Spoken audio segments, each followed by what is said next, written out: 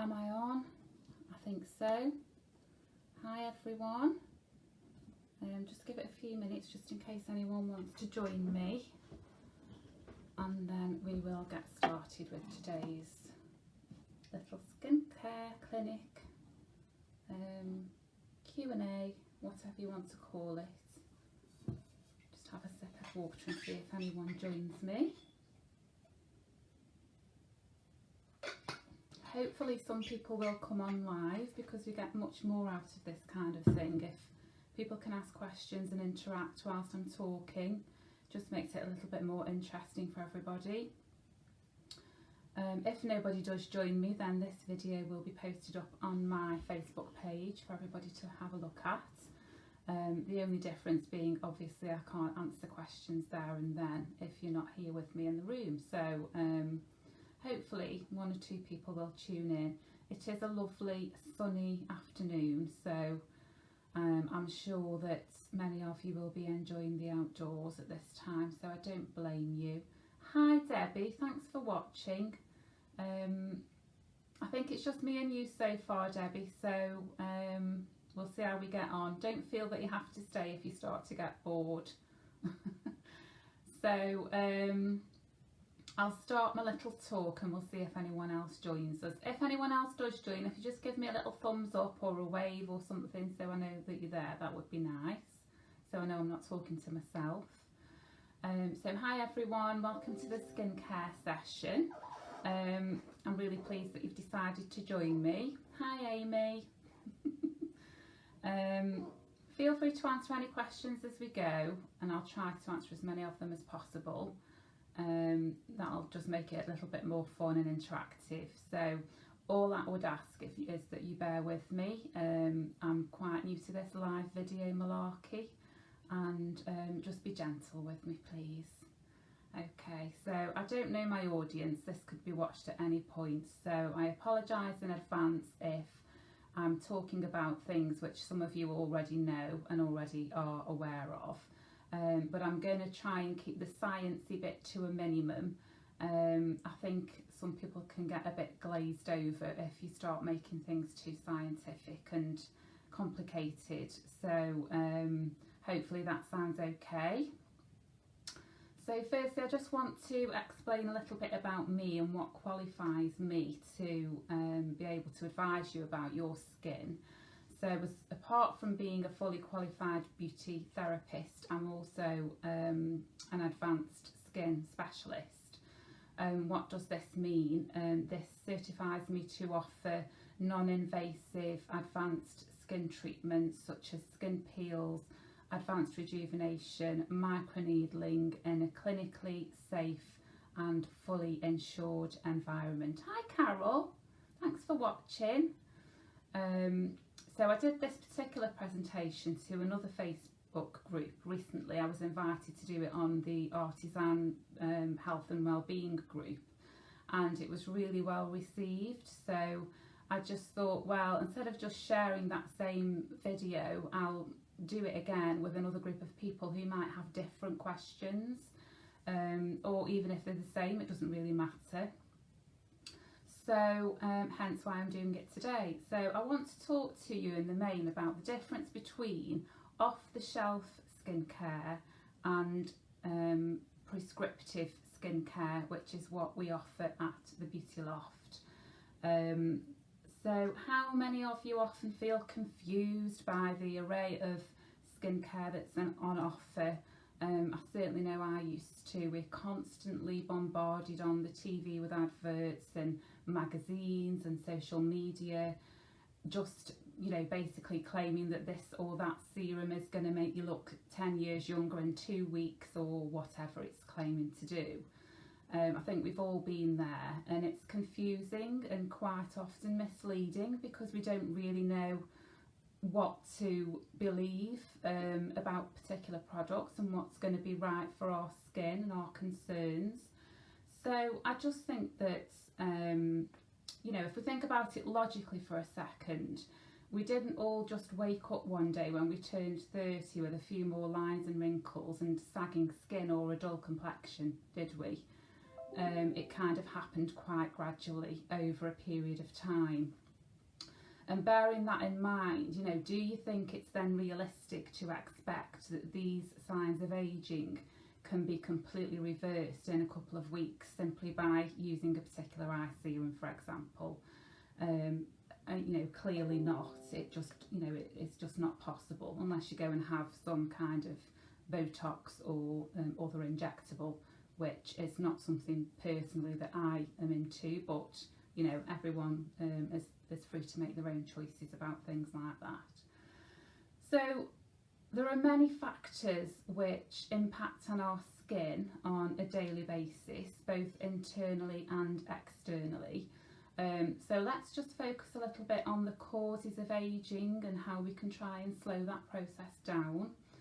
So if we start with external factors such as UV damage, pollution, seasonal changes, incorrect product use, you know, that's just to name a few. I mean, just going into UV damage, you know, how many of you use a facial sunscreen every day with a minimum SPF of 40, even in the winter? You know, ask yourself that question, or tell me on the comments if you do. You know, who thinks you only need to wear SPF on a sunny day, for example? Did you know that UV damage is by far the most ageing of all external factors for the skin? So I think most of us know that there are two types of UVA and UVB. I know you use SPF, Amy, because I'm your mum, so you're a good girl and you do what mummy tells you to do. So UVA and UVB, both types can cause skin cancer. I think we all know about the dangers of that. However, UVB is responsible for the majority of sunburn. UVA penetrates more deeply into the skin, and that's what ages the skin, and it contributes much less towards sunburn. Well done you, Debbie, I didn't realise that. That's great. So UVA is present throughout all the seasons, and it can penetrate through cloud and glass. So even if we're sitting in a conservatory on a sunny day, or maybe going on a long drive, we still need that SPF, even if it's a dull, dreary day. I mean, sometimes I come across clients who'll say, oh, I've got an SPF in my foundation, but many of these foundations go up to a maximum of 25. It's not in as high as concentration as recommended by the experts. So, for example, in the Beauty Loft eye stock, the Jane Iredale Mineral Makeup range, which is all their bases, well, most of them have an SPF of 25. But I would still recommend to a client to use SPF 40 underneath the foundation. So I don't want to dwell too much on SPF, but just that you're aware of it. There is a blog on my website, which is the Beauty Loft, www.thebeauty-loft.com, and there is a blog on there, and there is quite a long piece on UV and SPF and what we can do to help prevent skin damage. So have a look at that when you get 5 minutes. Are we all okay so far? Still with me? So let's just talk a little bit about pollution and the effect that has on the skin's barrier function by breaking down collagen and the lipids contained within the stratum corneum, which is the very surface layer of the skin. And it forms part of the skin's natural acid mantle, and pollution can cause irritation, rashes and breakouts. Dirt particles accumulate on the skin's surface, which can clog the pores when they mix with your skin cells and oils, and it sounds pretty gross, doesn't it? And it is. So to combat this, I would recommend exfoliating at least twice a week using an enzymatic exfoliator. Hopefully some of you are already exfoliating regularly, which is great. I would recommend you steer clear of the grainy kind of exfoliators. They can be quite harsh and abrasive on the skin. Sorry, the dog's just come in, I wondered what it was. Hi Archie. Whereas the enzymatic exfoliators, they contain fruit enzymes which eat away at the dead skin cells, so it's a much more targeted approach. He wants to come up now. Do you want to come up and say hello? Come on then. He's coming up. Come on. Are you coming? Come on then. Oh, there he is. Say hi. Hi everyone. So, just to explain a little bit more about the skin's natural barrier, can you just close the door please, Lizzie? And why and how we need to protect it. If you think of your skin like a brick wall, the bricks being the cells and the mortar being the elastin that binds it all together, what happens over time is that the mortar starts to break down, doesn't it? And the tiny cracks start to appear in the cement. That's normal for a brick wall. And this is what happens with our skin over time. So when the cracks appear in the cement, further damage can occur as water starts to get in, causing damp, weeds might grow, etc, etc. So with our skin, the barrier is there for protection and to stop bacteria getting into the skin and prevent transepidermal water loss, which is the escaping of moisture from the skin. When moisture escapes from the skin, that's what leads to dehydration. So as the barrier starts to break down, it leads to dehydration, your skin appears dull, with a loss of elasticity, and that leads to sagging, and that's when the fine lines and wrinkles start to appear, and we may suffer from breakouts due to the bacteria getting into the skin. So it's so important that we protect this natural barrier. An incorrect product use can also lead to an impaired barrier.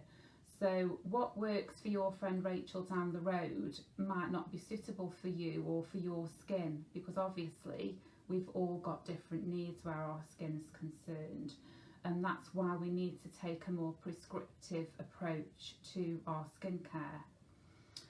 So if we think about the other things I mentioned on the list, seasonal changes, I think most of us are aware of the changes that our skin seems to go through with the change in seasons. So in the winter months, you know, that's particularly harsh on the skin. Hi Joe, you're a bit late, not like you. So the winter months are really harsh on the skin, and we're constantly going from cold to heat, central heating, in and out of shops, not at the moment so much, and the wind, you know, all these things can play havoc with the skin and can cause dehydration, redness, dryness, chapped lips. You know, that probably sounds familiar to you, hopefully, about the, you know, the changes in season. So it's important just to constantly be thinking about the skin's natural barrier and how we can protect it, because once that starts to break down, that's when we start to get certain problems occurring. So how can we keep the skin hydrated? Plenty of water. We need to drink at least 8 glasses of water a day. You can add in a hydrating booster serum if your skin's particularly dehydrated. So there are things that we can do to help this. Chapped lips drive me insane all year round, Joe. I know, but I thought you'd discovered my wonderful Jane Iredale lip drink and they were feeling much better now, so hopefully that solved your problem. So, you know, talking about incorrect product use, have you ever gone into a department store and you've wandered over to the skincare counter to, you know, to try and get a new moisturiser or something, you're not sure what you're looking for, and the lovely sales assistant comes up to you and offers to help you. And she'll ask you, or he'll ask you, a couple of questions about your skin. They might say, is it dry, is it oily, maybe combination, and if they're really switched on, they might even ask you what your skin concerns are, because sometimes they just assume that they know what your concerns are, which is, you know, you shouldn't do that. But that's about as far as it goes. And now this isn't to dig at them, you know, they are just doing their job. And what is their job?